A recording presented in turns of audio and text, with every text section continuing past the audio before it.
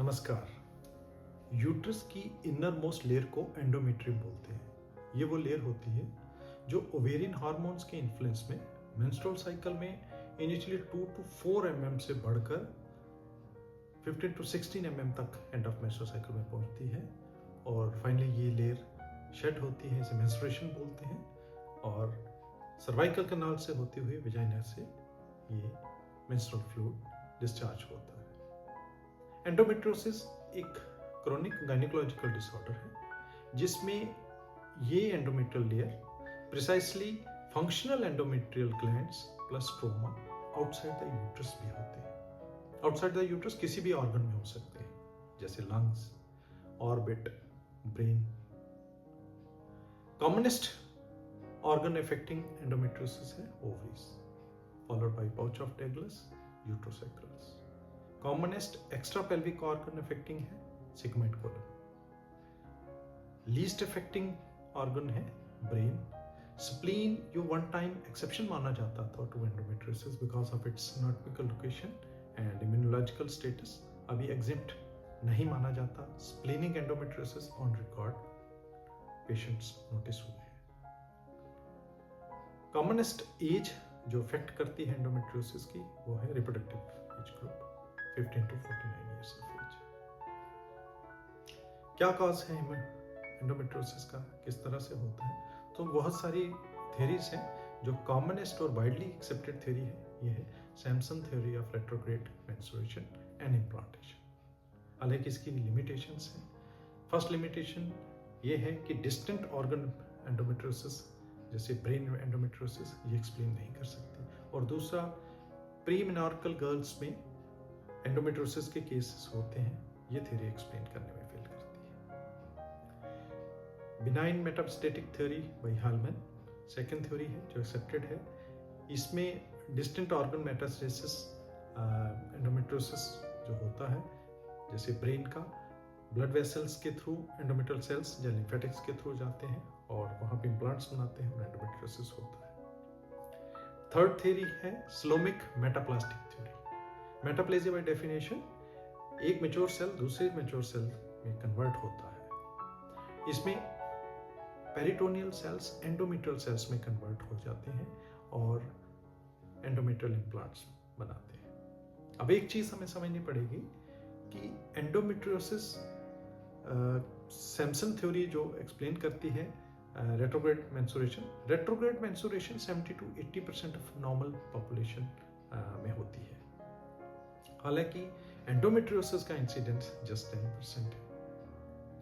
It means normally जो endometrial sales जो retrograde menstruation में शेड होते हैं, अगर इम्यून सिस्टम नॉर्मल है, इम्यून डिसरेगुलेशन नहीं है, तो ये एंडोमेट्रियल सेल्स मैक्रोफेजेस इनको इनकल्फ करते हैं, फेगोसाइटोसिस होता है और इनको डिस्ट्रॉय करते हैं।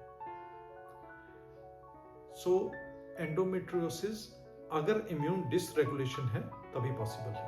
और दूसरा, या तो ये एंडोमेट्रियल ग्लैंड्स और स्ट्रोमा जो सेल्स हैं ये सरप्लस हैं, मोर देन रिक्वायर्ड हैं, और ये तभी पॉसिबल हो सकता है कि जब एंडोमेट्रियल थिकनेस ज़्यादा हो और एंडोमेट्रियल प्रोलिफरेशन जो है वो ईस्ट्रोजन डिक्टेटेड होती है। सो हाइपर ईस्ट्रोजेनिक स्टेट या इम्यून डिसरेगुलेशन के चलते ही एंडोमेट्रियोसिस पॉसिबल है।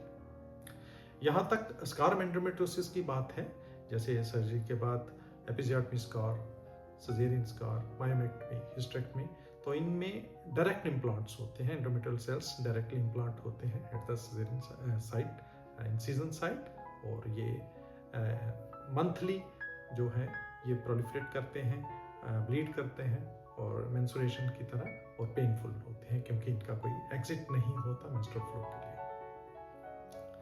इसी तरह से जो लेटेस्ट स्टडीज बताती हैं कि एक बैक्टीरिया है फ्यूजोबैक्टीरियम, ये 66% ऑफ द एंडोमेट्रियोसिस पेशेंट्स में देखा गया है as compared to 10% in the non endometriotic patients. Secondly, endometriosis patients में डिसबायोसिस होता है जिसमें इनके पेरिटोनियल फ्लूइड, गट और वेजाइना में ई. कोलाई, क्लेब्सिला और स्ट्रेप्टोकोकाई वेस्लाइज जो है वो इनकी कॉलोनीज ज़्यादा होती है। What endometriosis does to body?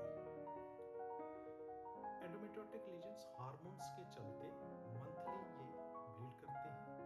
हालांकि इनका कोई आउटफ्लो नहीं होता, इसलिए ये पेन करते हैं, इन्फ्लेमेटरी रिएक्शन इंसाइट करते हैं और फाइब्रोसिस करते हैं। क्लियर वेसिकल्स या फ्लेम से हेमरेजेस ये कॉमन होती है, ये नॉन स्पेसिफिक होती है। अर्ली एंडोमेट्रियोसिस के केस में ब्राउनिश डार्क लीजन्स या एशियन ग्रे लीजन्स होते हैं, और लेट एंडोमेट्रियोसिस के केस में पाउडर बर्न या कॉन्शॉर्ट लीजन्स होते हैं। Chocolate cyst of ovary endometriosis में हो सकती है। ये एक ट्रू सिस्ट होती है क्योंकि एपिथेलियम से लाइन होती है, और इसी वजह से क्लियर सेल और एंडोमेट्रियोटिक कार्सिनोमा होने के चांसेस इस सिस्ट में रहते हैं।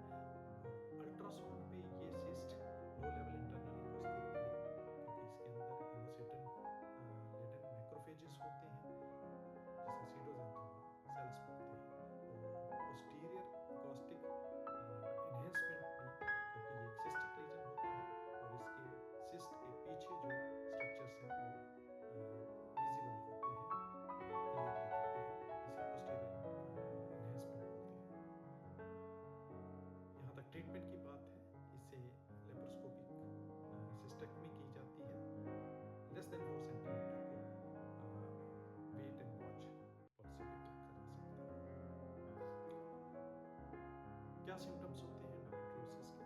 सो पेन कॉमनेस्ट सिम्टम है। पेन के 3 रीजंस हैं। सो फर्स्ट रीजन है कि जो इम्प्लांट्स हैं इनके लिए आउटफ्लो नहीं होता और ये मंथली जब ब्लीड करते हैं तो आउटफ्लो ना होने की वजह से ब्लीड करते हैं। दूसरा, पेरिटोनियम में इन्फ्लेमेटरी साइटोकाइन्स बढ़ते हैं और इसके चलते इन्फ्लेमेटरी रिएक्शन होता है पेन। और तीसरा, डायरेक्ट नर्व्स की इन्वॉल्वमेंट की वजह से पेन होती है। सो पेन में डिस्मेनोरिया हो सकता है। ये डिस्मेनोरिया सीवियर होता है, सेकेंडरी डिस्मेनोरिया होता है, और ये कंजस्टिव टाइप का होता है। मीन्स ये 7-8 डेज पहले शुरू होता है मेंसेस से और ये कंटिन्यू रहता है साइकिल के अंदर। इसी तरह से डिस्कीजिया हो सकता है। बोल हैबिट्स में गट की इन्वॉल्वमेंट के चलते एंडोमेट्रियोसिस होने की वजह से डिस्कीजिया हो सकता है।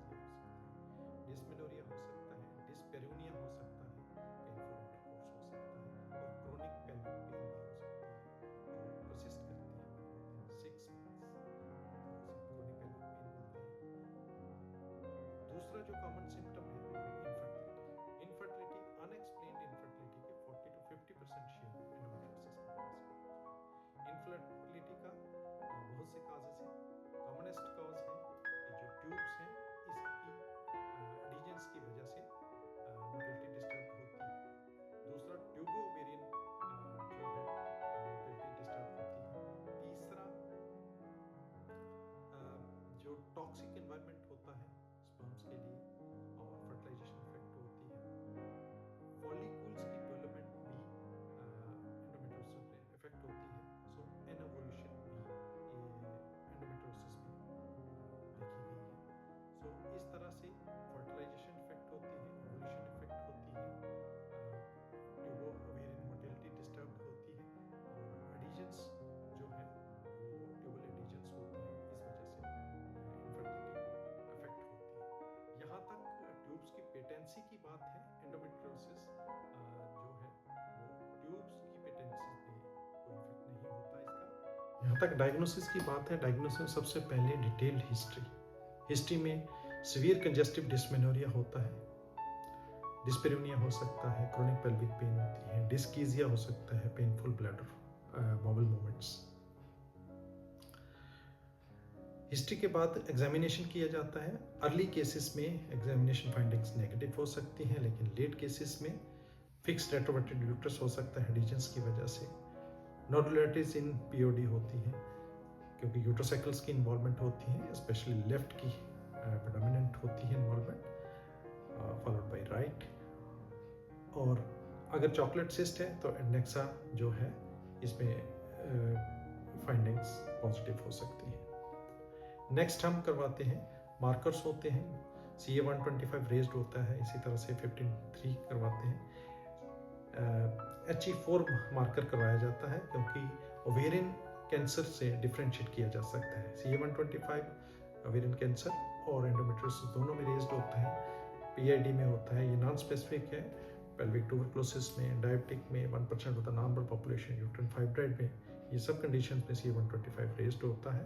सो HE4 ओवेरियन मैलिग्नेंसी से डिफ्रेंशिएट करता है क्योंकि ओवेरियन मैलिग्नेंसी में ये रेज्ड होता है। इसी तरह से और मार्कर्स हैं, यूरोकॉर्टिन है, transforming growth factor beta induced है, ये करवाते हैं। माइक्रो आरएनएस रेज्ड होते हैं, ये सलाइवा में, म्यूकस में, हम वेजाइनल म्यूकस में ये देख सकते हैं, सेक्रेशंस में और सीरम में, प्लाज्मा में माइक्रो आरएनएस ये एलिवेटेड होते हैं।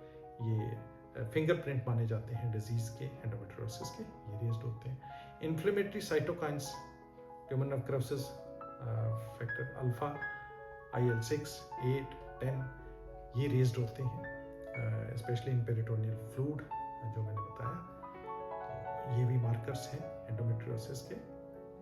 अल्ट्रासाउंड का मैंने बताया कि इसमें हम चॉकलेट सिस्ट अगर हो तो लो लेवल इंटरनल इकोस होते हैं चॉकलेट सिस्ट में, और पोस्टीरियर एनहेंसमेंट होती है क्योंकि ये सिस्टिक लीजन है और सिस्ट के पीछे जो स्ट्रक्चर्स हैं वो अल्ट्रासाउंड में क्लियरली विजिबल होते हैं, इसे पोस्टीरियर एनहेंसमेंट बोला जाता है। इसी तरह से इसको कंफर्म करने के लिए अगर ब्लैडर बाउल इन्वॉल्वमेंट है तो MRI की हेल्प ली जाती है। ट्रांसवेजाइनल की अच्छी रेजोल्यूशन होने की वजह से, एब्डोमिनल के चलते ट्रांसवेजाइनल सोनोग्राफ को प्रेफर किया जाता है।